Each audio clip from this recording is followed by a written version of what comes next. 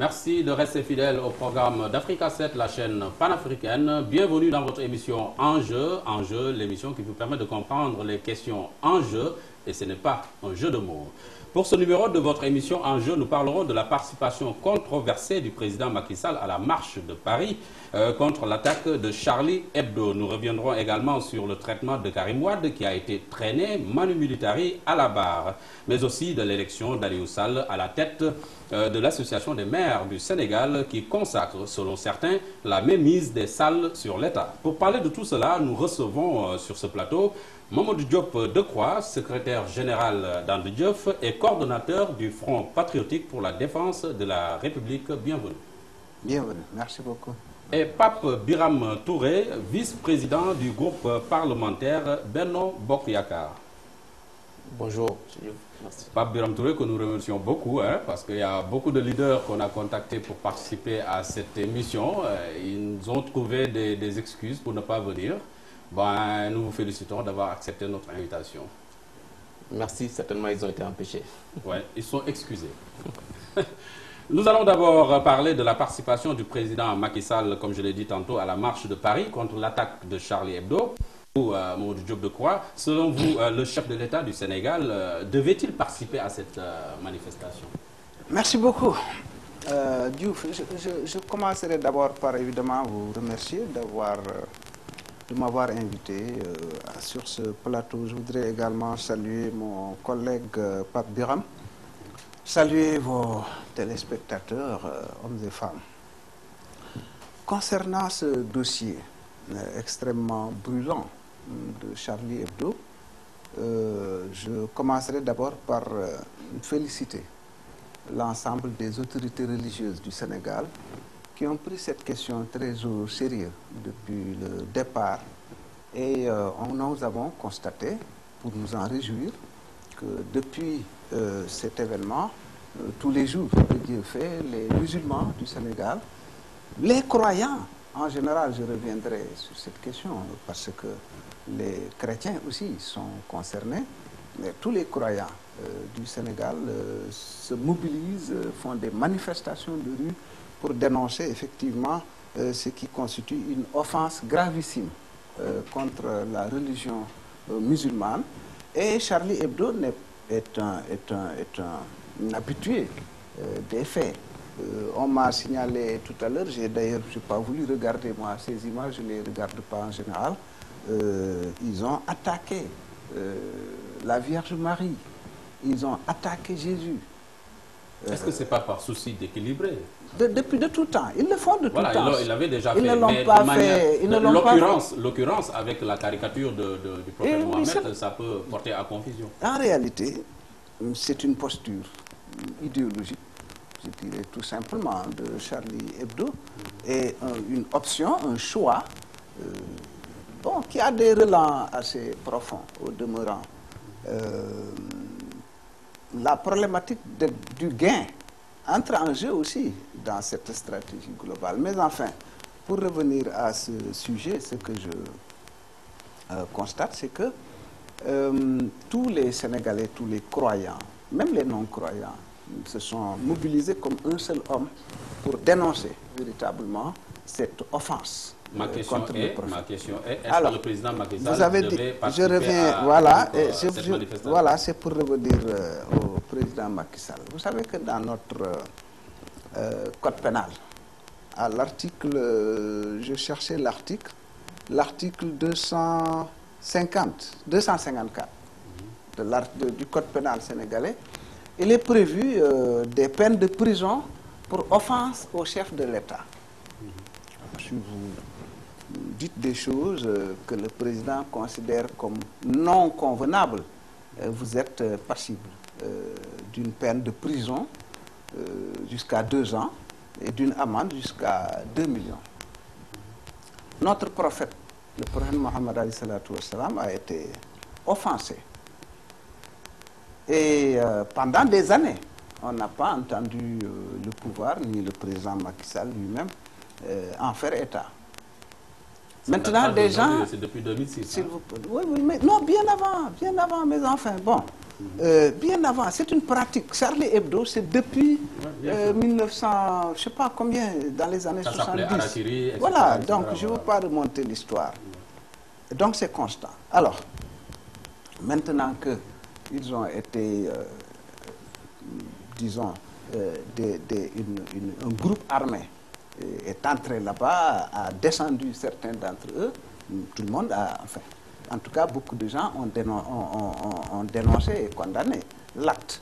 Mais ce que nous avons constaté, c'est que le président Sall a cru devoir non seulement aller à l'ambassade ici pour signer le registre, pas de problème, mais prendre l'avion pour aller en France, participer à cette marche de soutien à Charlie Hebdo. C'est très grave. Et je crois que tous les Sénégalais, évidemment, l'ont déploré ou dénoncé ou condamné. Pourquoi l'a-t-il fait? Devait-il le faire? Il ne devrait pas le faire, naturellement. Voilà, c'est clair. Là, je passe la parole à Pape Birahim Touré, je le dis tantôt, qui est vice-président du groupe parlementaire Benno Bokk Yakaar. Le président Macky Sall devait-il aller ou participer à cette marche de Paris, selon vous? Merci, M. Diouf. Je vous remercie de m'avoir invité sur ce plateau, de m'avoir donné l'occasion de m'exprimer sur des sujets aussi importants. Je salue aussi mon collègue honorable Diop et les téléspectateurs qui sont en train de le suivre. Je commencerai d'abord par effectivement condamner les caricatures qui sont faites sur le prophète par le journal Charlie Hebdo. Ça veut dire que vous n'êtes pas Charlie? Je ne rentre pas dans ces concepts, mais je condamne effectivement les caricatures faites sur le prophète. Il est effectivement de la tradition de la presse d'utiliser des caricatures au niveau des journaux pour faire passer leur message et communiquer. Mais certaines caricatures qui offensent des religions, des idéologies, devraient être évitées et ne sont pas à faire. Et c'est pour cela que je dénonce effectivement cette pratique. Et vous savez que à travers effectivement l'idéologie peut-être de Charlie Hebdo ou des pratiques de Charlie Hebdo, donc un groupe armé a proféré des attaques donc conduisant à des morts d'hommes. Et sur ce principe, compte tenu des relations qu'entretiennent le Sénégal et la France, le président Macky Sall effectivement et le président Hollande, parce que c'est des pays quand même qui sont liés, d'abord par leur histoire, mais aussi par leur diplomatie, mais aussi qui partagent un certain nombre de principes, surtout le principe de lutte contre effectivement le terrorisme. Et nous avons pensé que effectivement la France a subi des épreuves difficiles, donc conduisant à des morts d'hommes. Et sur ce, le président de la République a estimé effectivement, compte tenu de la lutte que nous menons dans la sous-région et au niveau international, donc contre les attaques armées, contre le terrorisme, il était du devoir du Sénégal d'apporter le soutien de notre pays à la France dans des épreuves difficiles. Mais selon les pourfendeurs de cet acte du président Macky Sall, c'est moins l'attaque de Charlie Hebdo que la cause de cette attaque, c'est-à-dire les caricatures. Mais vous savez, le président lui-même, quand il est revenu, il a reprécisé donc les raisons de sa mission, qu'il était parti effectivement apporter le soutien du Sénégal et du peuple sénégalais à la France dans des épreuves difficiles, dans des moments difficiles. Mais par ailleurs, il a, par la même occasion, condamné les caricatures du journal Charlie Hebdo faites sur le prophète, parce que nous sommes un pays à 90% musulmans. Et nous avons des chefs religieux au Sénégal, donc à l'image de Cheikh Ahmadou Bamba, donc à l'image aussi de El Hadj Omar Tall, à l'image aussi de El Hadj Malick. Donc nous n'avons pas besoin d'avoir des références au-delà de cette personne-là, donc pour nous enseigner sur la religion de l'islam. Donc nous avons assez de ressources. donc ici au Sénégal assez de références donc pour fonder notre croyance sur donc la religion. Selon vous, il n'y a pas de doute donc, sur la foi. Il n'y a pas de doute. Le président lui-même, il est musulman. Oui. Donc le président lui-même, il est président dans un pays à 90% musulman. Donc il ne peut en aucune manière cautionner des pratiques donc telles que les pratiques donc faites par Charlie Hebdo en la caricature du prophète Mohammed. C'est clair. Le président Macky Sall Diop Decroix, s'il en vient à interdire Mamadou Diop Decroix, s'il en vient à interdire la publication de Charlie Hebdo à Dakar, n'est-ce pas là un geste qui prouve sa foi et sa bonne foi? Je vous remercie de la question. Je voudrais d'abord indiquer que incohérence pour incohérence, Macky Sall est très incohérent. C'est peut-être le roi des incohérents. Il y a combien de milliers de morts au Nigeria tués par Boko Haram, donc des terroristes de premier rang?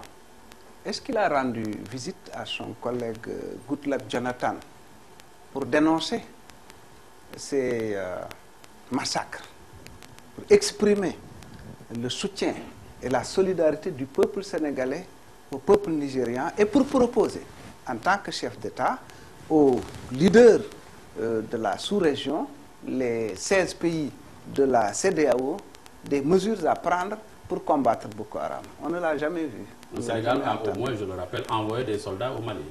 Je parle de Boko Haram et du Nigeria, oui. Et je parle de... Exemple pour exemple, il s'est déplacé pour aller à Paris. Je parle d'un déplacement pour aller à Abuja, rencontrer Goodluck Jonathan, apporter son soutien et sa solidarité au nom du peuple sénégalais. Il ne l'a pas fait. Donc sa présence en France, c'est autre chose. C'est la France-Afrique. Selon vous? C'est les relations entre la France et certains pays africains qui sont encore des relations de type néocolonial. C'est ça qui justifie la présence du président notre pays, c'est cela. Notre pays avait fait des progrès importants dans le sens de desserrer les taux et d'avoir une politique, une diplomatie indépendante, autonome et souveraine. Cette affaire est en train de disparaître. Je voudrais également préciser que la religion n'est pas l'idéologie. Pour mon collègue Touré, on peut s'opposer à une idéologie, on peut combattre une idéologie. Nous parlons ici de religion et de foi. Et de cela. Donc, pour moi, je ne reprends pas vraiment ce débat depuis 10 jours, 15 jours. Tous les arguments ont été avancés. Moi, en tant que leader politique, je voudrais justement me prononcer sur quand même les grandes orientations que nous devrions avoir, parce que ce qui se passe a été plutôt très déplorable. Ça fait mal. Et tous les Sénégalais ont eu mal de voir effectivement leur président de la République, bien élu au demeurant, se rendre à Paris dans ces circonstances. Est-ce que le Sénégal pouvait rester insensible aux attaques de Charlie Hebdo avec le terrorisme qui gagne d'ailleurs du terrain, vous l'avez rappelé, en Afrique de l'Ouest? On n'a pas dit insensible, oui. Je ne l'ai pas dit du tout. J'ai dit qu'il est allé à l'ambassade, il a signé. Il aurait pu envoyer un ministre, il aurait pu envoyer un ambassadeur. Il s'est déplacé lui-même. Et on a dit même qu'il a revendiqué son statut de Charlie. Alors nous ne sommes pas Charlie, cher ami. Voilà ce que je voulais dire. Naturellement, il faut... j'ai entendu dire que mon ami Mohamed Lamine Diallo, qui souhaite une loi pour la protection des... Non, au Sénégal, c'est bien, s'il le propose ça, je le soutiendrai, mais la question ne se pose pas. Ce pays n'a pas ce type de problème. Mais l'Occident a un certain nombre de problématiques qu'il cherche à résoudre. Et sur le dos, évidemment, de la religion, de l'islam, mais également, il y a des intérêts économiques énormes qui sont derrière. Le temps peut-être ne permet pas de le situer. Maintenant, il me semble que nous autres Africains devrions nous prendre en charge. Pourtant, le président Hollande, que le président Sall est allé visiter à cette occasion, a dit à notre assemblée, à l'hémicycle de notre Assemblée nationale, il faudrait que les Africains aient confiance en eux-mêmes. Je crois que c'est ce qui nous manque. Justement, c'est l'objet de la question suivante. Paul Biya d'ailleurs l'a dit. Hein? Bien sûr, Pape Birame Touré. Est-ce que vous ne pensez pas que parce que les Africains ne mutualisent pas assez leurs forces, ce qui les oblige toujours à recourir aux pays occidentaux pour leur sécurité? Mais je dois d'abord dire que la présence du président Macky Sall en France est exactement ce qu'il fallait faire pour que le Sénégal puisse, dans des moments difficiles, donc manifester son soutien à la France. La France a tiré d'affaire le Mali. Hein, et il faut le rappeler. Le Mali, qui est notre voisin, qui a un taux égal au Sénégal de musulmans, a connu des difficultés, des attaques, effectivement, exaspérées par des musulmans. Donc sur des musulmans, sous le prétexte de la religion. Alors que l'islam est une religion de paix, est une religion très passive, donc qui, en aucun moment, je pense que n'indique pas qu'il faille utiliser la violence contre son prochain, donc pour l'exécuter. Donc, pour vous dire que, effectivement, ce sont des personnes qui utilisent la religion comme prétexte, effectivement, pour attaquer d'autres musulmans. Et l'exemple de la France a été patent. Quand il s'est posé le problème au niveau du Mali, je voulais dire l'exemple du Mali. Quand il s'est posé le problème, donc la France a été un des pays à apporter son soutien. Et son soutien a été déterminant. N'eût été la France, effectivement, le Mali serait dans des situations catastrophiques et difficiles. Et le Sénégal ne serait pas épargné. Parce que vous savez, nous avons des frontières communes, donc vastes, que nous-mêmes, nous ne pouvons pas contrôler, compte tenu aussi du manque de moyens des pays africains. Alors, donc, il était normal que les pays qui partagent cette même conviction, qui faillent effectivement se mobiliser contre le terrorisme, donc, soient solidaires. Et le Sénégal l'a été, donc, par le biais de son président qui est allé dire au président Hollande à la France, nous vous soutenons, donc, dans des moments difficiles. Mais il a effectivement dit qu'il ne soutient pas les caricatures faites par le journal Charlie Hebdo, donc sur le prophète Mohammed, paix et salut sur lui. Donc je pense que ce débat, il est clair. Alors maintenant, je comprends bien que certains politiciens utilisent ce prétexte pour l'attaquer. Oui, mais bon, on attend aussi une solidarité par rapport au terrorisme de la plume, hein, par rapport à ces caricatures, hein, parce que c'est offensant de la part, donc, au nom de la liberté de la presse, de s'attaquer à la religion des autres. Mais justement, c'est-à-dire qu'il ne faudrait pas quand même utiliser le prétexte de la liberté pour enfreindre la liberté des autres. Je pense que les caricatures, je l'ai dit tantôt, font partie quand même des mécanismes qu'utilise la presse pour faire passer le message et pour écrire, mais doivent quand même préserver certaines, en tout cas, la paix. Ouais, la paix et justement, la je reste avec vous, hein, pour parler donc du second sujet, l'affaire Karim Wade, on parlait de liberté. Parlons à présent, on reviendra sur vous. Sur ce problème précis. Oui, mais... Non, il y a une question fondamentale. Non, une question fondamentale. Laquelle? Les colonialistes nous ont gouverné sur la base de fédération. L'Afrique occidentale française était une fédération de 4 800 000 km² plus vaste que l'Inde. 100 millions d'habitants ou plus aujourd'hui. Ils nous ont séparés avant de nous donner l'indépendance. Aujourd'hui, si nous sommes... Ils ne s'en rendent même pas compte. Ils ne s'en rendent même pas compte. C'est pourquoi certains disent que les chefs d'État africains sont des préfets français. Voilà. Monsieur Diouf, pour le préciser, c'est-à-dire que je pense que cet aspect, nous l'avons dépassé. Ouais, on est le Sénégal et les autres pays sont des pays aujourd'hui souverains. Que nous partageons tous. Hein. Qui ont les on a États été balkanisés, on a été divisés. Oui, mais cette division constitue notre faiblesse. Mais aujourd'hui, la réalité est que nous sommes des pays souverains qui décident. Quel souverain? Quel pays souverain? Oui, mais souverain. Vous dites que vous êtes souverain. Mais souverain quand même. Je pense qu'il faut qu'on n'est pas animé par ce complexe vis-à-vis de la France. Nous sommes des pays souverains, mais qui entretenons quand même des relations avec la France et que nous assumons. Je crois que... Excuse-moi, je suis très désolé, mais je crois vous-même, Cette émission a intérêt à ce que ces questions soient approfondies.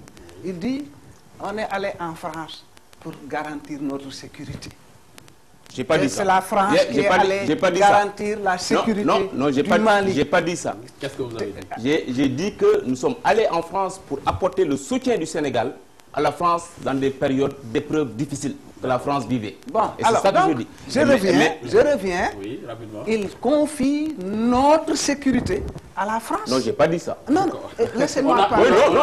Non. Si vous me faites dire des choses que je n'ai pas dites, je vous dis que je n'ai pas dit. Vous ne l'avez pas dit. Voilà. D'accord? Maintenant, je dis moi. Voilà. Le débat polémique n'est pas tellement le ceux qui principe vont de l'émission, à Paris on s'écoute. pour assurer la sécurité de leur pays, sécurité et souveraineté, c'est une grande problématique.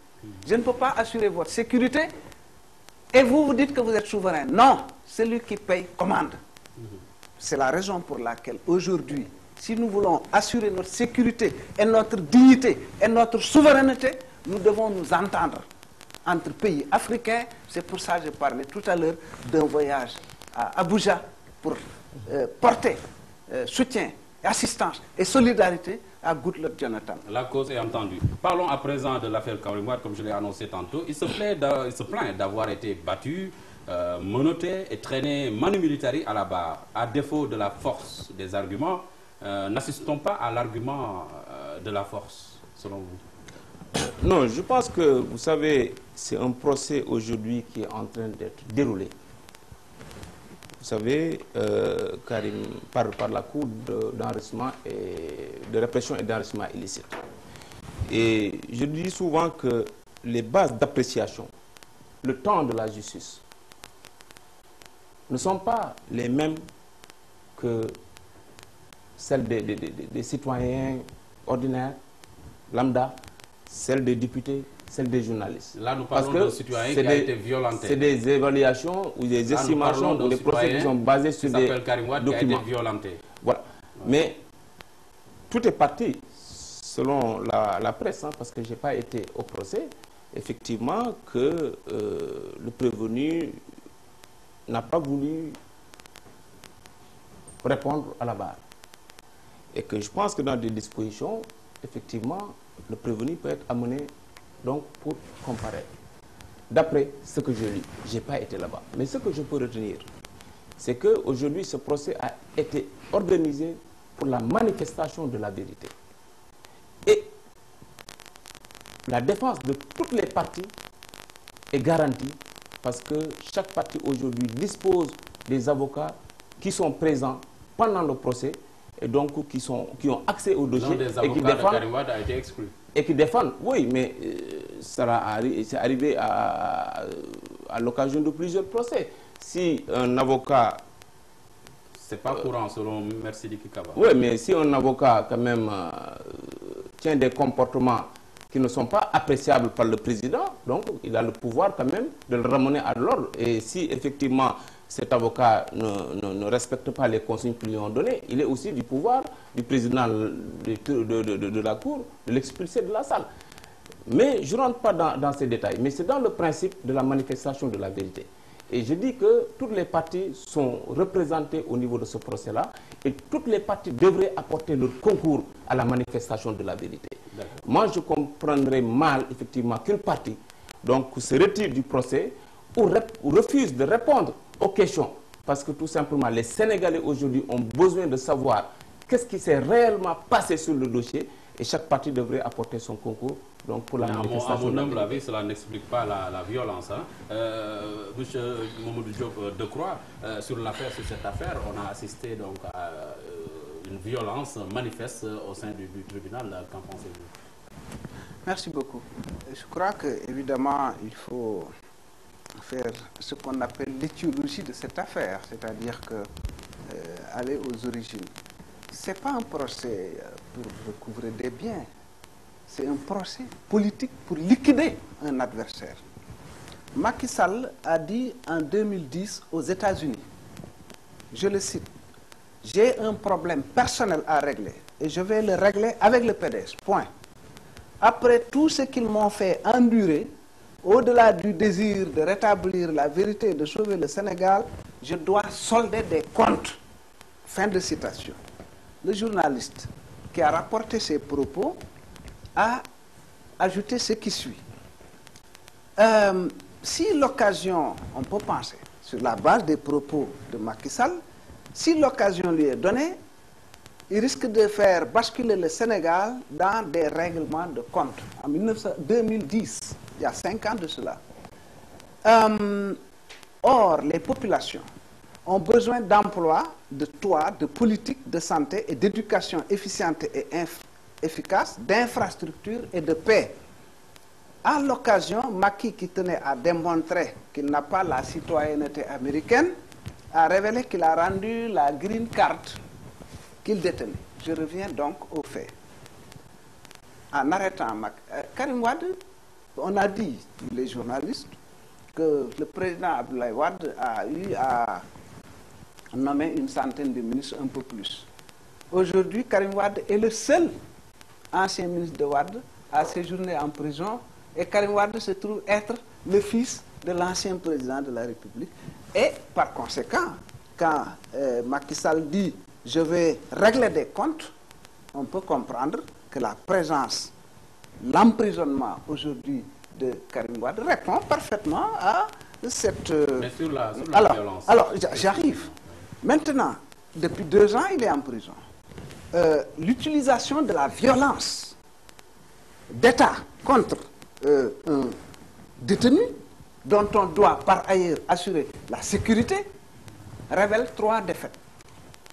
Une défaite personnelle de Macky Sall, qui a mis Karim Wade en prison par le biais de son parquet. Une défaite du parquet, qui avait dit que M. Wade s'était enrichi de 700 milliards et plus. À l'arrivée, l'accusation porte sur 100 et quelques milliards. Bibo Bourgi, qui était malade, dont on avait dit non, il n'est pas malade, il veut s'enfuir. Il a fallu qu'il soit entre vie et trépas pour être envoyé en France, s'est soigné et est revenu pour se défendre et se battre. Le compte de Singapour, 47 milliards. Bibo, 60 milliards. Singapour, 47 milliards. À chaque fois que Karim Wade, à la barre, prononce le compte de Singapour, tout le monde baisse la tête à la cour. Donc, une défaite du parquet. Vous savez, Cyrus Vance, qui a été le procureur dans l'affaire Nafissatou Diallo, Dominique Strauss-Kahn, lorsque les déclarations de la dame Diallo se sont multipliées tout en étant contradictoires, a rendu le tablier en disant « je ne sais plus où est la vérité, où est le mensonge dans cette affaire, je m'en lave les mains ». Depuis le début jusqu'à présent, tout ce que l'État, le parquet, a dit s'est révélé absolument infondé. Alors, sur la base de ça, évidemment, cette défaite du parquet entraîne aussi la défaite de la CREI elle-même. La CREI est un tribunal d'exception. C'est un tribunal, un instrument politique aux mains d'un pouvoir politique pour régler des comptes politiques. Et ça ne peut exister que dans des pays africains. Je pensais personnellement que le Sénégal avait dépassé cela parce que moi, j'ai été condamné et envoyé en prison par un tribunal spécial. Ça s'appelait à l'époque la Cour de sûreté de l'État. Alors, l'échec de la CREI, parce que naturellement, le président du tribunal n'arrive pas à maîtriser son affaire. Qu'est-ce qu'il leur reste? La violence. Aucun texte de loi ne prévoit qu'on doive exercer la violence sur un détenu, quelqu'un qui est en prison, qui donc n'est pas armé, et vous utilisez la violence contre lui. Je crois que le procès est terminé. J'ai dit depuis le départ, 10 jours après l'ouverture du procès, en écoutant le tribunal, la partie civile, la défense, j'ai dit, la défense a déjà remporté le procès, on attend le verdict de Macky Sall. Aujourd'hui, Karim Wade attend le verdict de Macky Sall. Mais, à la place de Macky Sall, j'aurais écouté le khalife général des Mourides, qui a reçu une délégation, qui est allé l'informer de la situation, et qui a dit, Karim Wade est mon fils, parce que c'est son père qui l'a amené ici. Mais Karim Wade aussi est un talibé, parce qu'il a fait acte d'allégeance avec moi. C'est un message très fort. Pour un sage, qui a attendu 2 ans sans se prononcer. Macky Sall aurait dû, à mon avis, saisir cette branche tendue par le khalife général des Mourides pour libérer Karim Wade sain et sauf. L'immixtion de l'exécutif Sain et sur le pouvoir absolument. judiciaire. Voilà un langage hypocrite. Comme bon? C'est hypocrite. Pourquoi? Qui a envoyé Karim Wade en prison? C'est le parquet. Le parquet, c'est qui? C'est le ministre de la Justice. Le ministre de la Justice, c'est qui? C'est celui qui le nomme. Arrêtons l'hypocrisie. C'est l'hypocrisie du système alors. C'est l'hypocrisie du système. Qu'en pensez-vous, Pape Birame Touré? Ben, merci. Je dois d'abord dire que les déclarations qu'il a attribuées au président Macky Sall sont ces déclarations à lui-même qu'il a écrites et qu'il a lues. Parce qu'il n'a pas donné référence à un seul journal ou organe de presse qu'il ait écrit. Donc je considère qu'il l'a fabriqué pour l'attribuer au président Macky Sall. Je donnerai les références. Voilà. L'autre chose, c'est que je me suis rappelé quand le président Wade a quitté le pouvoir aussitôt et allé à Fann, dans sa résidence. Et que quand les dossiers commençaient à être instruits, il a dit que oui, le président Macky Sall ne devrait pas procéder comme ça. Moi, si j'étais président, je ne procéderais pas ainsi. J'aurais demandé qu'on m'amène les dossiers, que je les regarde avant de poursuivre des gens.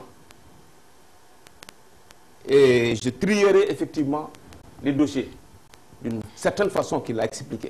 Ce qui veut dire qu'il n'a pas la même... C'est des propos de président. Ben oui, oui, que oui, on devrait... Quelles sont vos sources? Mais c'est à la télé qu'il a dit que... Donc, si j'étais le président, je n'aurais pas procédé ainsi. J'aurais effectivement demandé à mes conseillers de m'amener les dossiers, ainsi de suite, et de regarder avant de commencer. Ça dit que cela m'inspire une chose. Ça dit que le président Macky Sall n'a pas la même conception que Wade de l'État. Parce que nous avons un État très bien organisé avec la séparation des pouvoirs. L'exécutif, le législatif et la justice. Et tous les pouvoirs fonctionnent aujourd'hui correctement. Et le procès aujourd'hui qui se déroule normalement, j'ai dit normalement, parce que tout simplement... La CREI n'a pas échoué. Non, la CREI n'a pas échoué. Au départ, qu'est-ce qui se disait? Donc le procès ne se tiendrait pas. Le procès s'est tenu, donc se déroule. Et je pense qu'il faudrait quand même que les militants du Parti démocratique sénégalais quand même puissent apporter leur soutien à Karim d'une autre manière. Qu'ils arrêtent de politiser ce procès-là, qui n'a rien de politique. À chaque fois que vous leur parlez de procès, de faits, donc ils se réfèrent au président Macky Sall pour faire croire à l'opinion que c'est le président Macky Sall qui a fait arrêter Karim, ce qui est totalement faux. Parce que tout simplement, il faut faire confiance à la justice. Lui-même, il a été ministre. Si aujourd'hui, donc, il défend cette thèse que la justice peut être manipulée par l'exécutif, c'est grave. C'est grave parce que tout simplement, il ne fait pas confiance à cette même justice qui a été là pendant tous les temps. Alors moi, je crois fondamentalement que nous avons des juristes chevronnés, expérimentés, mais aussi des institutions fortes à l'image de la justice qui fonctionne. Et que si nous devons apporter notre soutien, parce que vraiment, moi, je ne dirais pas que je serais très fier ou heureux de voir Karim en prison ou dans des situations difficiles. Parce que c'est un humain. J'aurais souhaité que tous les gens qui sont dans des situations difficiles en sortent. Mais le meilleur soutien qu'on puisse apporter à M. Karim Wade, qui est dans cette situation, c'est de l'accompagner pour que ce procès-là se tienne et que les Sénégalais puissent savoir réellement où se trouve la vérité. Et en ce moment, je pense que les Sénégalais donneront leur appréciation, mais aussi la justice prononcera donc le verdict des urnes, enfin le verdict des tribunaux. Donc ce qu'on attend aujourd'hui. L'autre aspect, oui, l'autre aspect, c'est que, je l'ai dit tantôt, le président Macky Sall, donc qui est quand même qui s'est résolument inscrit dans la bonne gouvernance, ne va jamais s'immiscer dans les affaires de la justice, ne l'a jamais fait. il a une seule préoccupation majeure, c'est de faire en sorte que ce Sénégal-là, que nous avons hérité, qui a été vraiment malmené, donc du point de vue économique, social, moral, donc soit au rendez-vous du développement et de l'émergence. Et je pense que les actes qu'il a déjà posés prouvent nettement que donc, les Sénégalais peuvent espérer que ce Sénégal-là est sur la bonne voie. Très bien. Monsieur Mamadou Diop Decroix, on vous accuse de politiser le procès de Karim Wade. D'ailleurs, le Front patriotique pour la défense de la République, dont vous êtes le coordinateur, a entamé une série de manifestations pour dénoncer justement ces agressions contre Karim Wade. C'est de la politisation, pure et dure. Je vous remercie. Je voudrais dire à mon honorable collègue que je ne dis jamais quelque chose en l'air. Quand je parle, je l'appuie toujours, mes arguments, sur des faits. Le site Sénéweb du 13 août 2010 a rendu compte de la visite de Macky Sall aux États-Unis pendant qu'il était le président de l'APR.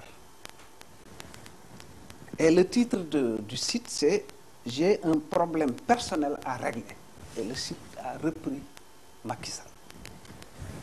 Le site Actunet l'a rappelé le 29 septembre dernier en citant Macky Sall, je dois solder des comptes. Aucune de ces déclarations, ni dans la presse écrite, n'a été démentie par M. Macky Sall. Par conséquent, j'ai de bonnes raisons de considérer que Macky Sall a ainsi parlé.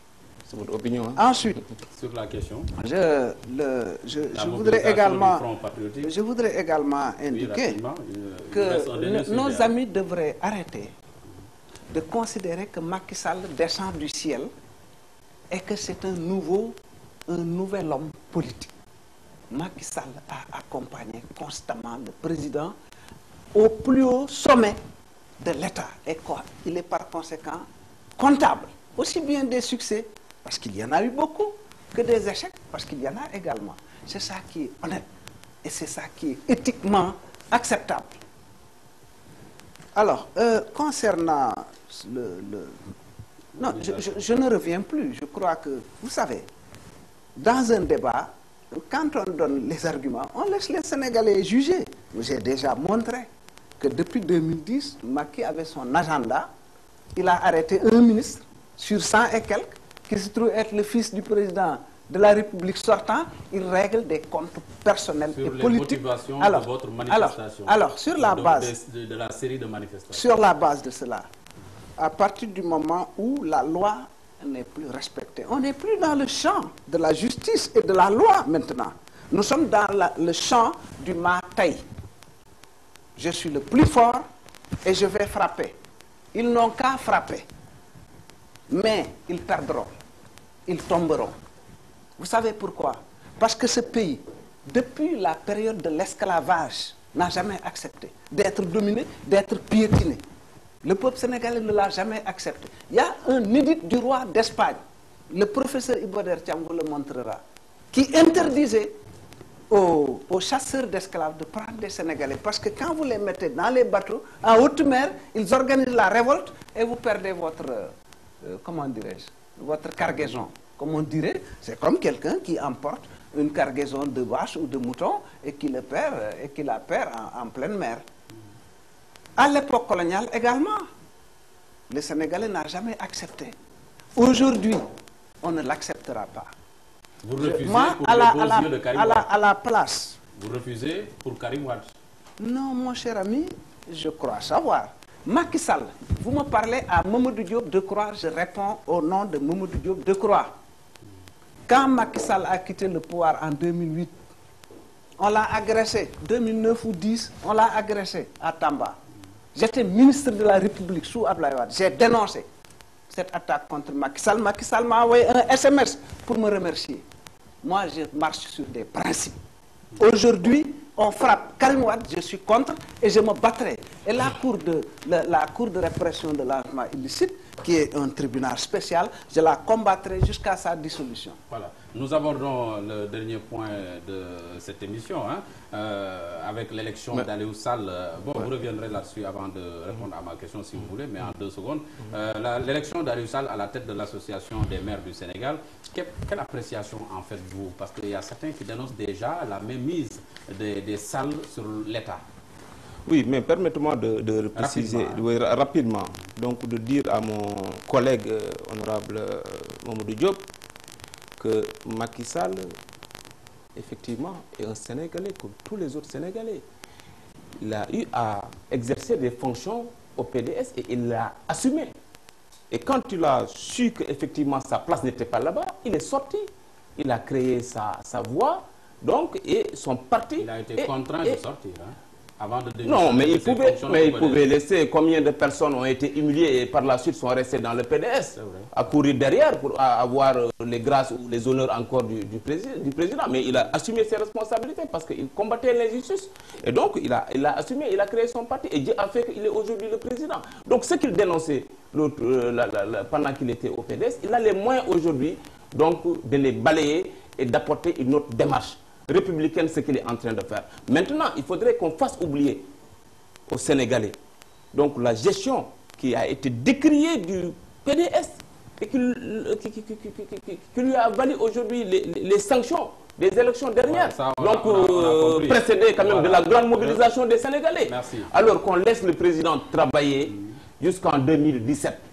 Et ceux qui auront des intentions de briguer 2017 ou 2019 la présidence, je pense que... Maintenant, par rapport à votre question, par rapport à l'élection de Aliou Sall, nous avons tenu l'Assemblée générale de l'AMS, donc qui a porté Aliou Sall donc, à la présidence de cette association-là. Je suis vraiment très gêné. Donc c'est même une insulte à notre démocratie, quand même, de vouloir dire qu'Aliou Sall a été soutenu soit par le président de la République ou par une tierce personne pour être porté là où il est. Donc ce n'est même pas respecter les Sénégalais. Parce que ceux qui étaient là-bas aujourd'hui sont les maires de l'ensemble des collectivités du Sénégal. Donc ils sont les représentants aujourd'hui de notre manière de tous les Sénégalais. Donc qui ont délibérément choisi Aliou Sall parce que le vote était secret. Donc chaque maire prenait son bulletin, donc inscrivait le nom de son candidat et allait librement à l'urne voter. Et Aliou Sall a été élu donc à hauteur de 92% par ces maires-là. Donc dire qu'Aliou Sall a été soutenu par une tierce personne, donc ou que ce soit le président ou en tout cas quelqu'un d'autre, je pense que c'est une insulte à notre démocratie. Le fait que le président Macky Sall, qui est le chef de l'exécutif, hein, le chef de l'État, et son frère qui dirige l'ensemble des maires des collectivités locales. C'est pas gênant au plan mais vous savez, éthique, moral. Mais l'AMS, c'est une association de droit privé. Donc ce sont des maires qui ont la commune volonté de se mettre ensemble pour s'organiser. La décence politique ne souffre pas. Mais c'est un mandat électif. Aliou Sall n'a pas été nommé à ce poste. Pour commencer, il a été maire de Guédiawaye et ce sont les populations... Le binôme avec son frère, c'est ça qui... Oui, non, mais c'est pas gênant à partir du moment où ce sont les populations de Guédiawaye qui ont décidé que c'est Aliou Sall qui sera leur maire. Très bien. Et tous les maires qui ont décidé que c'est Aliou Sall qui sera le président de l'AMS, moi je ne vois vraiment pas de problème. Maintenant qu'on veuille trouver en tout cas des liens par rapport à son frère qui se trouve être le président de la République, c'est un faux débat. C'est, je pense, que des arguments politiciens qui ne sauraient tenir parce que tout simplement, l'Assemblée générale a démontré que Aliou Sall a été élu donc, par les maires librement. Très bien. Ce binôme ne vous dérange-t-il pas? Oui, je voudrais au préalable pour dire deux choses assez rapidement. Je signale qu'il a dénoncé la gestion de Wade, que Macky Sall a considéré que Wade était Napoléon pour l'Afrique. C'est dans les discours du Premier ministre Macky Sall. L'évaluation de son patrimoine, qu'il a déclaré lui-même, est estimée à plusieurs milliards.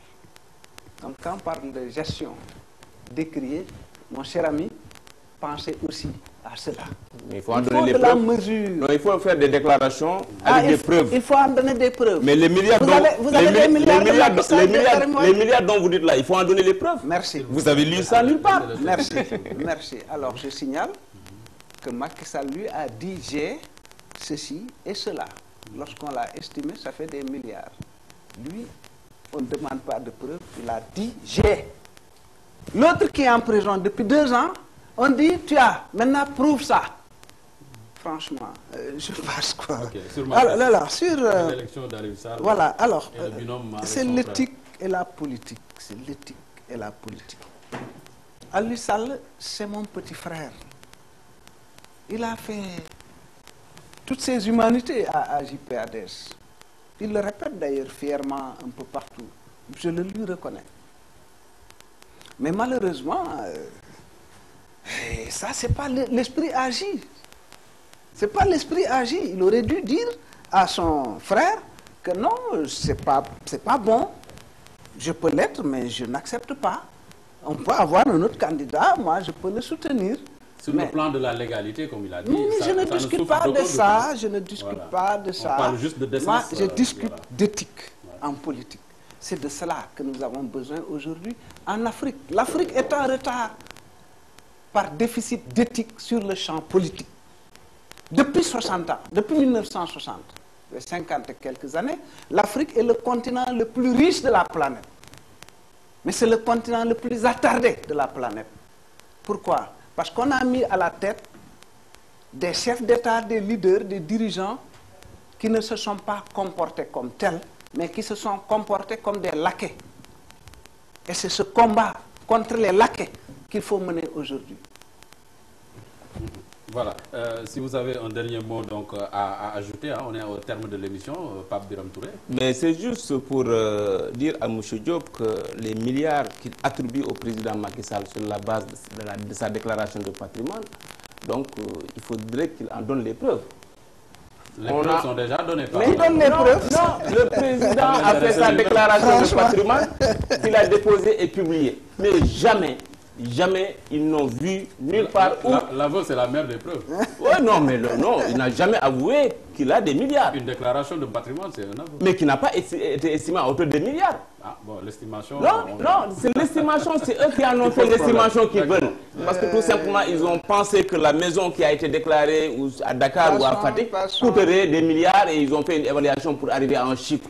Mais un chiffre qui n'existe que dans leur tête. Mais si vous regardez la déclaration de patrimoine, vous ne verrez pas de milliards parce que ce n'est pas un secret, c'est publié. Et je pense qu'on vous a donné même des sites sur lesquels vous pouvez voir cette déclaration de patrimoine.